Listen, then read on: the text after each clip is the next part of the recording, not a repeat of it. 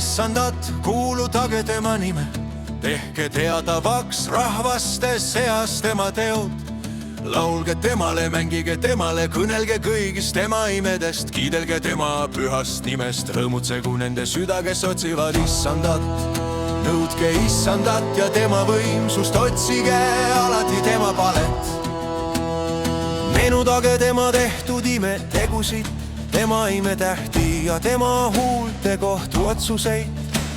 Te Abrahami, tema sulase sugu, te Jaakobi, tema valitu lapsed.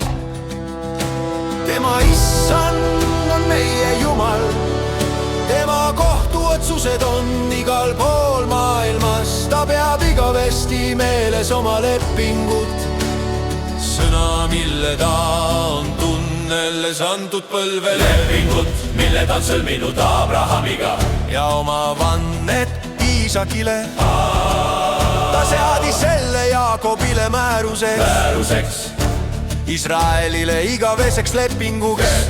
Ta ütles, sinule ma annan Kaanani maa, see on teie päris osa. Kui neid oli väike hulgake ja nad olid seal ainult pisut aega ning võrastena elanud. Ja nad rändasid rahva juurest rahva juurde, ühest riigist teise rahva juurde.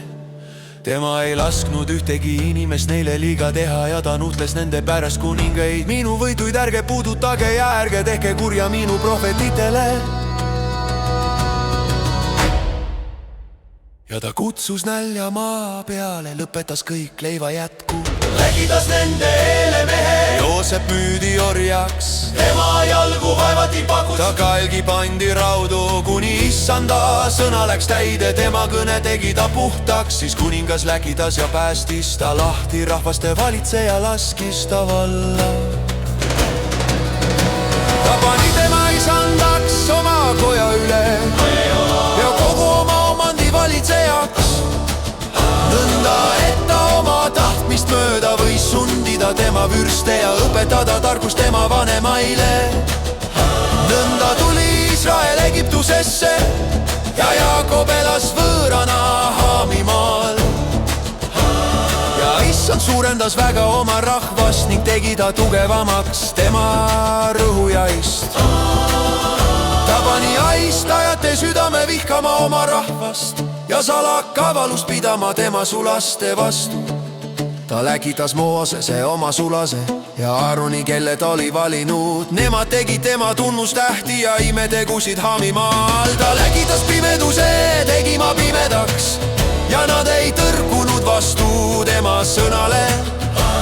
Ta muutis nende veed vereks, ta suretas nende kalad, nende maakubises konades, nende kuningate kambrideski oli neid. Ta käskis ja siis tuli parme ja sääski kogu nende maadele. Ta andis neile rahet vihma asemel ja saatis tulelege nende maale.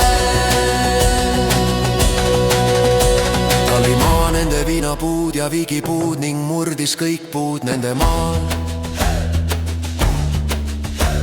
Ta käskis ja tuli lugematul arvul rohutirtse ja söödikuid ja need sõid kõik rohu nende maal ja elasid nende põlluvilja. Tema lõi maha ka kõik esmasündinud nende maal, kõik nende mehe jõuesmikud. Siis ta viis nad välja koos hõbeda ja kullaga, ega olnud ühtegi, kes oleks komistanud nende suguharude seas. Egiptus rõõmustas nende ära minnes, sest hirm nende pärast oli teda vallanud. Tema laotas pilve nende katteks ja tule valgustama ööd. Nad palusid ja ta tõi vutte ning söödis nende kõhud täis taeva leivaga. Taevas kalju ja vesi jooksis, see jooksis jõena põuasel maal, sest tema pidas meeles oma püha sõna ja oma sulast Abrahami. Nõnda ta viis välja oma rahva rõõmutsemisega ja oma valitud hõiskamisega ja ta andis neile pagarahvaste maad ning nad päris